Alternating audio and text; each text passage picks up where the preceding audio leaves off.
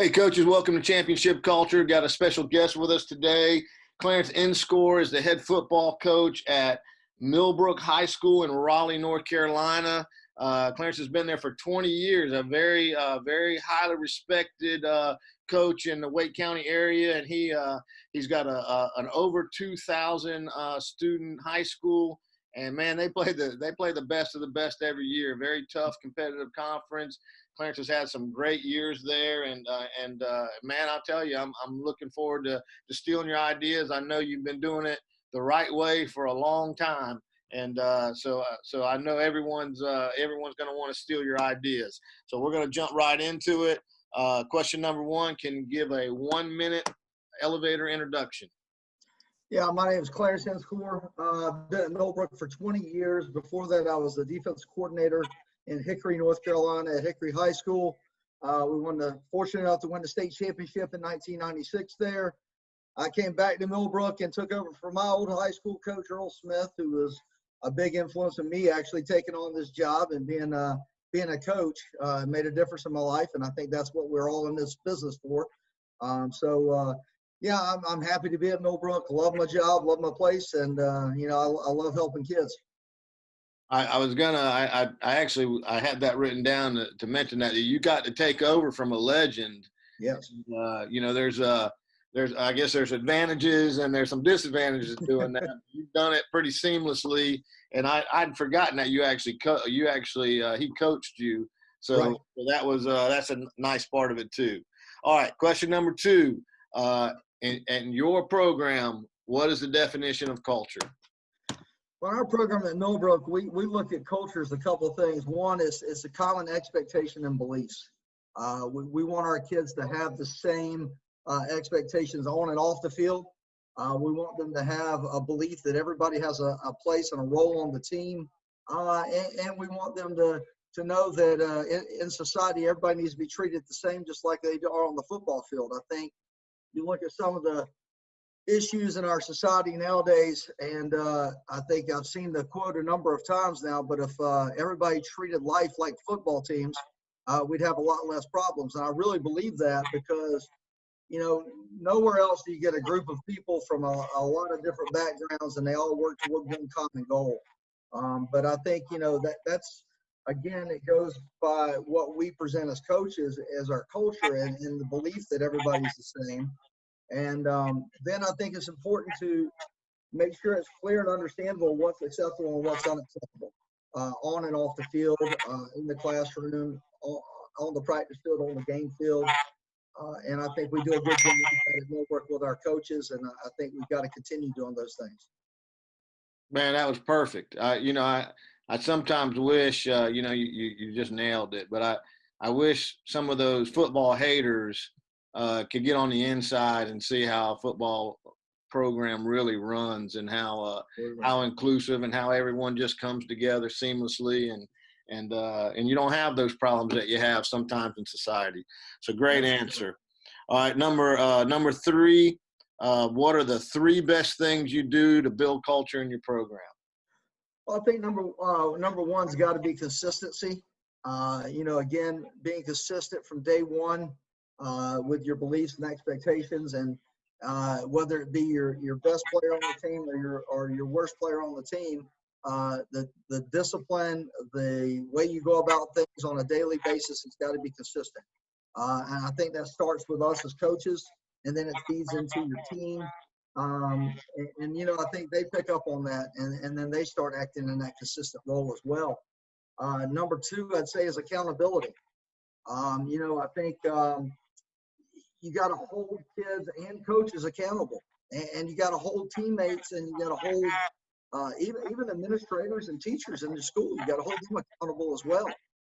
There's too many times that I think our kids get the short end of the stick sometimes, and a lot of times, unfortunately, we jump right on our kids, and I think it's important to hear them out and give them a chance to get their side of the story out there.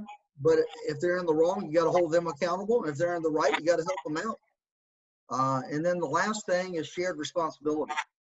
I think, as an early coach and whatever, it's hard to give up some responsibility, but I think the more they feel responsibility as far as assistant coaches, then the more they put in, and the more you get out of them as assistant coaches. And then the same thing with players. The more responsibility they feel they have, decision making, leadership teams, that kind of stuff, then the more responsibility they feel like they have in the team atmosphere, then the more we get out of those guys. So we do have a leadership team, but that's not the only group that we listen to. But those are people that they have the ear to the pavement.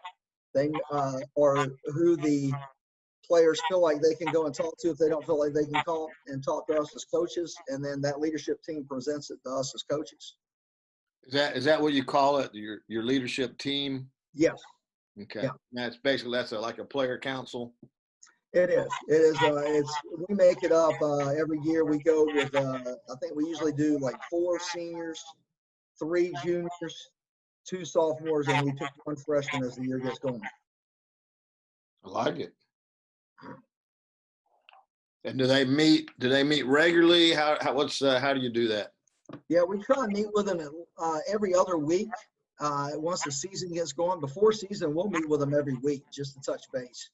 But after the season gets going, we'll meet with them every other week just to make sure that there's no big issues. And at the beginning of the year, we'll give them assignments that they have to carry on, and they do a good job with feedback to us. And they help us in some of those situations, like we have tryouts because we've had so many kids coming out for football, and we'll sometimes call them in if we're on a bubble with some kids and say, all right, what's your honest opinion here? Now, we don't let them make the final decision, but we do get feedback from them about how things went at practice.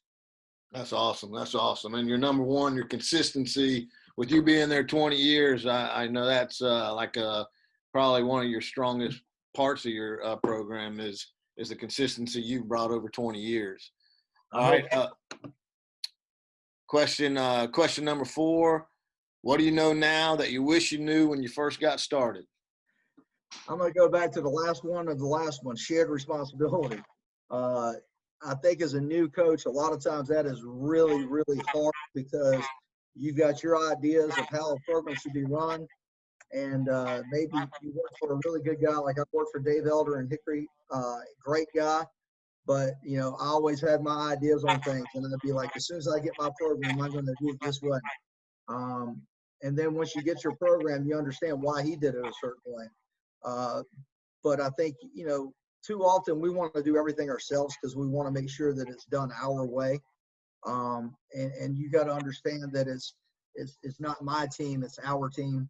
And I think it took me a few years to really get that down, to understand that the more responsibility I gave to my assistants, the better job they did. So I wish I would have known that or did that from the very beginning, because it really does take a big weight off our shoulders as head coaches as well. Amen. But it's a hard skill to learn, but it sure does make a difference. I'm with you. I was a do-it-yourself guy too. All right, you did fantastic, man. So number 5 is just your contact information. Are you on Twitter? Are you on? I am not on Twitter. I am still an old school person, so I'm not on Twitter. But my email is CLInscore. That's INSCORE at WCPSS.net. My cell number, if you want to call me, text me, is 919-720-1398. Awesome, man. That is old school. Yeah, I don't do the Twitter thing, man. I got young assistants that do that. Last week I messed up the video somehow. It's really because my daughter went back to college, so she wasn't here to help me. So I'm an old school guy too. Anything, your time, anything you want to promote, anything you want to talk about, any hot buttons? Now I'm just ready to get back and start working with our kids. I think, all of us that aren't able to do that right now are just biting at the bit, because that's why we do this job. Talking about old school, this is not what you and I signed up for, to do video conferencing and to do video classes and to meet with our players over to Zoom and Google Meets and stuff and Huddle. Those are all nice tools, but That's not what we signed up for. That's not coaching. No, I'm with you. You know, you told the story before we started about them coming by to get their spirit packs, and you checking it. You know, it's almost exciting every time you get to see one now. You know, Absolutely. You're looking for so reasons to run to the store now, so you might run into somebody. Exactly. And you're like me. We haven't been able to get our hands on them since March. So Right. I know I know how you feel, and I never would have thought I'd be good at Zoom. I don't think I knew what Zoom was before this thing started. So I had no idea until March, brother. but I appreciate you coming on, man. And like I said, I know you're highly respected and done such a great job there for so many years. And I know we're going to get through this thing, and you're going to have a great season this year, man.